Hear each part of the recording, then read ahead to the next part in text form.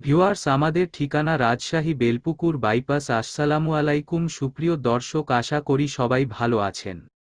Mamun workshop থেকে সবাইকে স্বাগত জানিয়ে আজকের ভিডিও শুরু করছি। ভিউয়ার্স, এই গাড়ির দাম 3,50,000 টাকা। আমি দামটা আবারও বলছি, এই গাড়ির দাম 3,50,000 টাকা। দর্শক, আজকে যে ভিডিওতে গাড়ি দেখানো হবে সেই গাড়িটা মূলত ব্যাটারি চালিত ইলেকট্রিক মিনিবাস বা 4 চাকার অটো গাড়ি বলতে পারেন। এই গাড়িটি মূলত আমরা তৈরি করেছি আর্মি ক্যান্টনমেন্ট এর ভিতরে যাতায়াত করার জন্য।